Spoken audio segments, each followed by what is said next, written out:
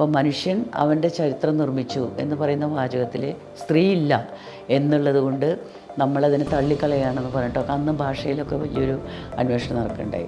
മതത്തിനകത്ത് അണധികാരത്തിൻ്റെ ഫലമായിട്ട് നിലനിൽക്കുന്ന സ്ത്രീ വിരുദ്ധത, ദളിത് വിരുദ്ധത, ഇതൊക്കെ അഡ്രസ്സ് ചെയ്യണമെങ്കിൽ പൈസ ഉണ്ടായിട്ട് കാര്യമില്ല.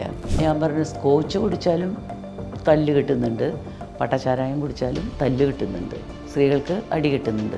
അപ്പോൾ സ്കോച്ച് വർഗപരമായിട്ട് പൈസ ഉള്ളവൻ കുടിക്കുന്ന ഒരു സാധനമാണ്. പട്ടച്ചാരായം കുടിച്ച് ചത്തുപോകുന്നവൻ ഏറ്റവും അടിത്തട്ടിൽ കിടക്കുന്നവരാണ്. അതൊരു വിചിത്രമായിട്ടുള്ളൊരു ഘടനയായിട്ട് നമുക്ക് തോന്നും.